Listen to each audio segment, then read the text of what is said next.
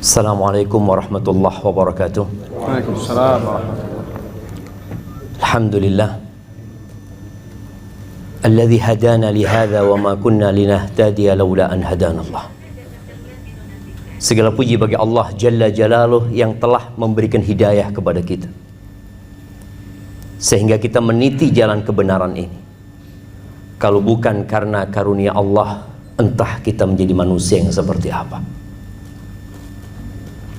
Allahumma salli wa sallim ala abdika wa rasulika sayyidina wa maulana Muhammadin wa ala alihi wa ashabihi ajma'in. Ya Allah, semoga salawat dan salam, berkah dan nikmat senantiasa Engkau curahkan untuk hamba kekasih-Mu, untuk baginda Nabi kita Muhammad alaihi salatu wassalam, untuk keluarga beliau, untuk istri-istri beliau, untuk putra-putri beliau, dan untuk seluruh sahabat Nabi. Semoga Allah meridai kita bersama mereka. Amma ba'd, untuk saudaraku Ubay bin Abdul Aziz Bawazir, subhanallah, perjalanan panjang engkau tempuh meninggalkan kota Jakarta untuk datang menjumpai takdirmu. Karena Ubay ini sebelum nikah sudah keliling cari harim sama kita orang. Dan ternyata Allah menakdirkan buat Ubay di sini, di kota Malang ini. Namun ternyata jodohnya Ubay ini mahasiswi di STDI. Masya Allah, seorang mahasiswi yang belajar agama, yang menuntut agama, yang semoga Allah menjadikannya wanita yang berkah. Amin. Kalau boleh ana memberikan nasihat kepada diri ana sendiri dan kepada semua yang hadir, khususnya Ubay, ketahuilah bahwa tidak ada alasan bagi seorang lelaki berzina tatkala Allah telah memerintahkan untuk menikah dan dimudahkan pernikahan itu. Allah mengatakan, fankihu ma tabalakum minan nisa mathna wa thulatha wa ruba'. Allah katakan, nikahilah wanita-wanita yang baik, 2, 3, atau 4. Fa in khiftum alla ta'dilu fawahidah aw ma malakat aymanukum dzalika adna alla ta'ulu. Tapi kalau kalian tidak mampu, maka solusinya adalah satu cukup. Gak mampu berlaku adil, takut, khawatir, maka cukup satu. Atau dari budak-budak yang kalian miliki. Kita sekarang sedang menghadapi seks bebas yang menakutkan di negeri kita ini, di mana orang-orang menunda pernikahan, tapi mereka telah melakukan perbuatan yang dimurkai oleh Allah Azza wa Jalla. Ahibati fillah, pernikahan itu mudah. Ini ada Bapak KUA dari sini. Apa sih yang diperlukan untuk menikah? Wali ya Pak, kemudian 2 saksi, lalu kedua mempelai, mahar, dan akad nikah selesai. Nggak perlu antum hadir semuanya. Kehadiran kita itu untuk walimah, untuk makan-makan. Makanya tatkala Abdurrahman bin Auf datang dengan ada bekas pacar, mungkin parfum di tangannya, Rasulullah SAW bertanya, mahyam ya Abdurrahman, ada apa punya Abdurrahman? Kata Abdurrahman, tazawwajtu ya Rasulullah, aku sudah nikah. Artinya dia nikah tanpa dihadirin oleh Rasulullah SAW. Dia udah nikah. Karena yang diperlukan adalah kehadiran walinya sama 2 saksi sama mahar, selesai. Tazawwajtu. Lalu Nabi SAW mengatakan, aulim walau bisyah. Engkau bikin walimah walaupun dengan 1 ekor kambing. Maka kita pun hadir di tempat ini menghadiri walimah pernikahan saudara kita Ubay. Begitu mudahnya jemaah pernikahan itu, tapi banyak kita mempersulit pernikahan. Dulu ada seorang laki-laki yang melamar wanita, kemudian dia kasih sundrangnya. Kata orang tua perempuannya, nggak cukup. Kenapa? Buat nyewa sendoknya aja nggak cukup. Masya Allah. Karena sebagian kita menjadikan walimah itu sebagai berbangga-banggaan. Wa hadhil hayatud dunya. Sehingga kita lupa dengan esensi dari pernikahan itu sendiri. Kenapa kita menikah? Coba tanyakan. Orang itu ditanya, "Ente kapan zuat? Antum kapan menikah?" Coba dirubah pertanyaannya. Antum kenapa menikah? Apa tujuannya menikah? Sebagian kita sudah menikah, sudah punya anak, gak tahu kenapa dia menikah. Kecuali satu, menyalurkan syahwatnya. Padahal tujuan kita menikah adalah mendekatkan diri kepada Allah Azza wa Jalla. Hidup ini semua jamaah. Kata Allah, "Wa ma khalaqtul jinna wal insa illa liya'budun." Tidaklah aku ciptakan bangsa jin dan manusia kecuali untuk beribadah kepada aku. Pergi kita ke pasar dalam rangka beribadah. Tatkala kita membuka usaha kita dalam rangka kita beribadah. Tatkala kita mendatangi istri kita dalam rangka kita beribadah. Sampai-sampai Rasulullah sallallahu alaihi wasallam mengatakan, "Wa fi bud'i ahadikum shadaqah." Dan kalian mendatangi istri kalian dapat pahala sedekah. Ini sesuatu yang membuat para sahabat takjub mereka. Ya Rasulullah, alaika salatu wassalam ya Rasulullah, ayati ahaduna syahwatahu wa yakunu lahu fiha ajr. Apakah seorang di antara kita menyalurkan syahwatnya, mendatangi istri, syahwat dia dapat pahala? Apa kata Nabi alaihi salatu wassalam? Ara'aitum law wada'aha fi haramin akana alaihi wizr. Gimana menurut kalian kalau dia salurkan syahwatnya di tempat yang haram, dosa enggak dia? Ya dosa ya Rasul. Kadzalik, seperti itu pula ketika dia salurkan syahwatnya di yang halal.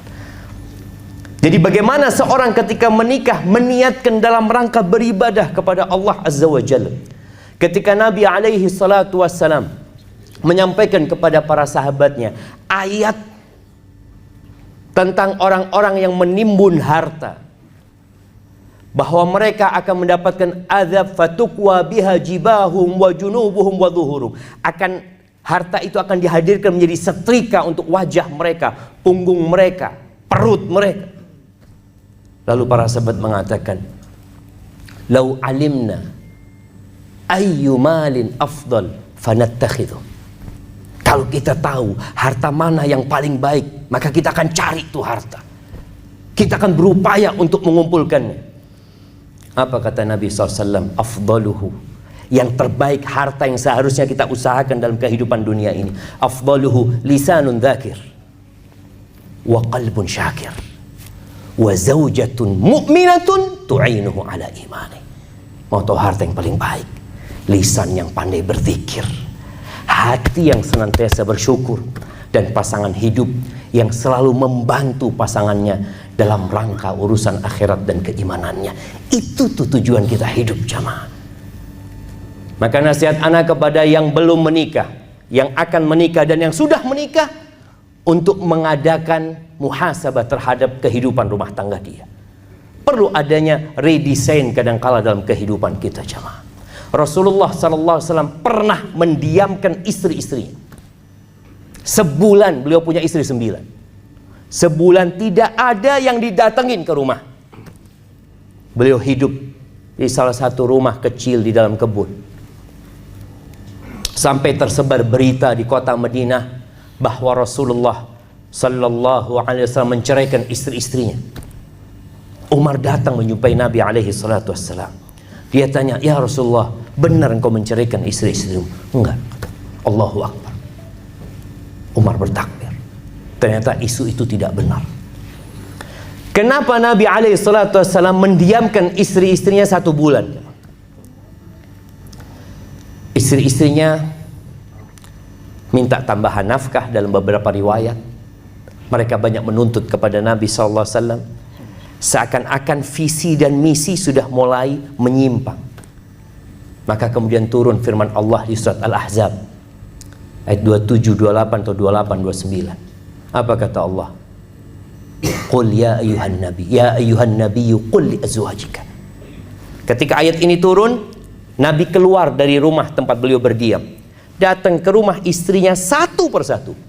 Yang pertama beliau datangin adalah istri yang paling beliau cintai, Aisyah radhiyallahu taala anha. Didudukkan Aisyah sama Nabi SAW. Lalu beliau membacakan firman Allah ini, Ya ayuhan nabi, qul li azwajika, wahai nabi, katakan kepada istri-istrimu, in kuntunna turidnal hayatad dunya wa zinataha fata'alaina umatti'kunna wa usarrihkunna sarahan jamila. Kalau misi kalian, kalau keinginan kalian adalah kehidupan dunia, kemewahan dunia, kenyamanan dunia, fata'alain, kalian kemari, aku akan kasih mut'ah, aku akan kasih harta kepada kalian yang menyenangkan kalian, kasih pesangon. Wa usarrihkunna sarahan jamila. Tapi kita nggak bisa bersama lagi, sudah. Selamat tinggal. Kita berpisah dengan cara baik-baik. Dan dikatakan itu kepada istri-istri. Bahwasanya kalau beda visi dan misi dalam kehidupan ini, gimana satu berharap surga, berharap akhiratnya nikmat, yang satu berharap dunia, nggak ketemu jemaah. Wa in kuntunna turidnallaha wa rasulahu wad daral akhirah fa innallaha a'adda lil muhsinati minkunna ajran 'azima. Tapi kalau tujuan kalian, misi kalian adalah Allah, Rasulnya, dan kehidupan akhirat, maka Allah Jalla Jalaluh akan menyediakan pahala yang baik buat orang-orang yang baik di antara kalian. Pahala yang besar, yang indah buat mereka. Ternyata semua istri Nabi memilih Rasul SAW, memilih hidup untuk akhirat. Maka tolong kita memperbaiki niat kita. Kenapa kita menikah? Kenapa kita punya keluarga? Kenapa kita punya anak-anak? Mau dibawa kemana tuh anak-anak? Lihat doanya Nabi Ibrahim buat anak keturunannya. Kebanyakan kita mendoakan anak kita sukses sekolahnya, jadi orang kaya, jadi orang yang berhasil. Nabi Ibrahim berdoa mengatakan, wajnubni wa baniya an na'budal asnam. Ya Allah, jauhkan aku dan anak keturunanku dari menyembah berhala-berhala, ya Allah. Doanya beliau, Rabbi ja'alni muqimas salah wa min dzurriyyati. Ya Allah, jadikan aku orang yang mendirikan salat, ya Allah, dan dari anak keturunanku. Itu yang dipinta. Kemudian bagaimana doanya ibadur rahman? Walladzina yaquluna rabbana hab lana min azwajina wa dzurriyyatina qurrata a'yun waj'alna lil muttaqina imama. Doa mereka apa? Wahai Rabb kami, anugerahkan buat kami dari pasangan-pasangan hidup kami, dari anak keturunan kami, qurrata a'yun, penyejuk pandangan, anak-anaknya nyenangkan hati orang tuanya. Kemudian jadikan kami pemimpin buat orang-orang yang bertakwa. Bukan pemimpin sebuah perusahaan, bukan bos besar di sebuah tempat yang indah, la lil muttaqina imama. Jadi pemimpin buat orang-orang yang bertakwa. Ahibati fillah, silahkan sukses di dunia, tapi tujuannya tetap akhirat kita. Dan buat Ubay, Allah mengatakan, ya ayyuhalladzina amanu qu anfusakum wa ahlikum nara.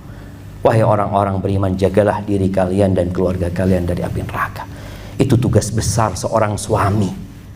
Jangan sampai apa yang dikatakan Amr bin Qais al-Mullai ketika dia mengatakan innal mar'ata la tukhasimu zawjaha 'indallah yaumal qiyamah.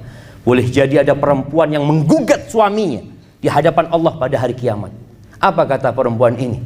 Dia mengatakan, ya Rabbi, hadza zawji. Wahai Rabbku, ini suamiku. Ma'allamani wa la addabani. Allah, dia enggak ngajarin aku. Dia tidak mendidikku. Innama ya'tini bi khubzis suq. Dia hanya menjadi mesin pencari uang. Dia hanya kerjanya datangkan roti dari pasar, dia kasih makan aku. Bas, yang ada dalam benak sebagian suami, sandang, pangan, papan. Ahibati fillah, kita diciptakan untuk mengabdi kepada Allah. Kita punya tugas besar ngajarin istri-istri kita. Kenalkan dia kepada Allah Ar-Rahman, Ar-Rahim, Al-Malik, Al-Quddus, As-Salam. Sampaikan kepada dia tentang nama-nama Allah, agar dia mati dalam kondisi mengatakan la ilaha illallah. Agar dia mendidik anak-anak kita dengan benar. Itu tugas seorang suami. Jangan hanya berpikir mencari uang, jamaah. Cari uang, kita hidup di dunia.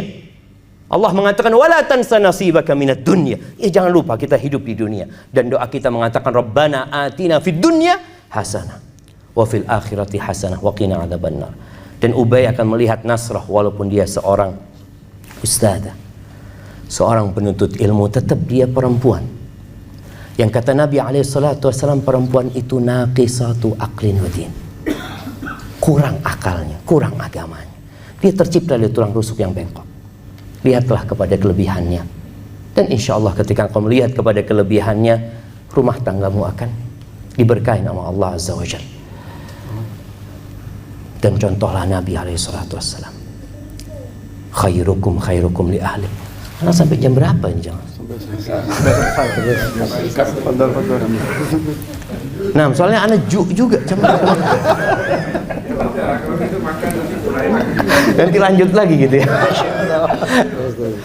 Baik. Jemaah. Untuk Nasrah juga. Dia Nah, mendengar juga. nah, iya. Sebelum anak ngomong buat Nasr dan emak-emak yang ada di belakang sana, buat Ubay, Rasul sallallahu alaihi wasallam itu jamaah mengatakan khairukum khairukum li ahli. Orang yang terbaik di antara kalian adalah yang paling baik sama istrinya. Wa ana khairukum li ahli. Aku orang yang terbaik buat istriku, buat keluargaku, kata Nabi SAW. Nabi SAW itu masuk ke dapur jamaah. Beliau bantuin urusan perempuan. Beliau jahit sandalnya yang rusak, timbanya yang bolong. Beliau meres susu kambingnya sendiri. Nggak semuanya beliau minta kepada istrinya. Sebagian kita nih kalau masuk dapur pegang sapu, aib. Apa rejal ini? Allahu Akbar. Khairun nas, sayyidul bashar. Nabi kita Muhammad alaihissalatu wassalam, manusia terindah yang pernah menginjakkan kakinya di muka bumi ini. Beliau masuk ke dapur. Beliau bantu istrinya jamaah. Maka tolong kalau ingin jadi rejal, nggak ada rejal yang lebih sempurna dari Rasul SAW. Sebagian kita itu nus rojul, separuh rejalnya, belum sempurna. Lihat Nabi SAW itu jadi harus sempurnakan, jangan sampai seperempat rejal, full rejal. Lihat bagaimana Nabi alaihi salatu wassalam, beliau menjadi seorang panglima perang, menjadi imam di masjid, ngajar di Masjid Nabawi, masuk rumah sebagai seorang suami, masuk rumah sebagai seorang ayah. Jangan sampai anak-anak ini kalau abahnya pulang, ya Allah, abah kok pulang jam segini? Dia nggak kepingin abahnya pulang. Ada istri kalau lihat rejalnya datang, na'udzubillah, datang lagi nih rejal. Na'udzubillah jemaah. Jangan sampai, karena ada istri yang tidak merasakan sakinah ketika suaminya di rumahnya. Anak-anak yang tidak merasakan rahmat ketika bapaknya di rumah. Jangan sampai. Dan untuk Nasrah binti Ahmad bin Talib, ana rasa banyak ilmu yang dipelajari Nasrah ketika kuliah di STD Imam Syafi'i. Tapi ana ingin mengingatkan, engkau sudah diserahkan nama abahmu kepada Ubay. Dan para wanita juga harus sadar ya, ketika dia dinikahkan ada perpindahan tanggung jawab. Bukan hanya tanggung jawab, bahkan Nabi SAW mengatakan kepada seorang wanita yang curhat kepada Nabi SAW. Nabi tanya setelah dia curhat, Nabi bertanya kepada dia, alaihissalam, ya Rasulullah, adatu zawjin anti? Engkau sudah punya suami? Iya ya Rasulullah. Kaifa anti lahu? Gimana sikapmu kepada suamimu? La alu illa ma'ajistu. Aku tidak pernah ya melakukan keteledoran, ya, tidak menservis dia kecuali yang aku tidak mampu. Sebagian wanita mengatakan yang tidak mampu. Maka Nabi menekankan kepada perempuan ini, unduri aina anti minhu fa innama huwa jannatuki au naruki. Lihat bagaimana sikapmu kepada suamimu, karena suamimu itu surgamu atau nerakamu. Dan ketika Nabi SAW ditanya tentang wanita yang paling indah, yang paling cantik, bukan yang paling cantik ya, yang paling baik, khairun nisa, siapa mereka? Kata Nabi SAW, allati idza nadarta ilaiha sarratka, yang kalau engkau memandang kepadanya nyeneng no ati. Perempuan ini jangan. Sebagian perempuan ini nyeneng no ati tonggoni. Kalau keluar rumah, kita lihat nih harim-harim sekarang ayu-ayu semuanya. Bahkan sebagian suami kalau ngelihat harimnya cantik, mau kemana engkau? Dia bertanya mau kemana? Ini menunjukkan dia nggak pernah cantik di rumah. Dia cuma cantik buat orang lain. Maka tolong mulai sekarang, khususnya Nasrah, engkau jadilah yang tercantik buat Ubay. Buat emak-emak ini, usahakan kalau dia di rumah, suaminya mau datang, dia telepon orang salon, suruh merias dia. Ketika tanya, engkau mau kemana? Lah, aku mau menyambut engkau gitu. Masya Allah. Dan para wanita tolong kalau suaminya pulang jangan ditanya dari mana. Jangan ditanya dari mana, tapi tanya mau apa. Kalau ditanya dari mana, akhirnya ke warung dia. Karena kalau ke warung ditanya mau apa, Masya Allah, ini zen ini katanya. Daripada anak pulang ditanya dari mana, maka tanya sama suaminya mau apa. Kalau bisa bikin buku menu, kasih suaminya, fadhol, mau yang mana gitu, Masya Allah. Itu insya Allah suami nggak nonggol lagi jemaah tiap di rumahnya. Dan yang terakhir, dan yang terakhir jemaah, yang terakhir buat Nasrah dan buat Ubay, banyaklah berdoa memohon kepada Allah. Karena Nabi menyampaikan ma min zamanin illa walladhi ba'dahu syarrun minhu. Tidak ada satu masa kecuali yang sesudahnya lebih buruk daripada yang sebelumnya. Hatta talqaw rabbakum, sampai kalian menemui Tuhan kalian. Maka tanpa pertolongan Allah kita tidak akan bisa melewati masa-masa sulit ini. Maka semoga doa akan memudahkan jalannya Ubay. Ana doakan barakallahu lakuma wa baraka alaikuma wa jama'a bainakuma fi khair. Sallallahu ala nabiyyina Muhammadin wa ala alihi washabbihi wasallam.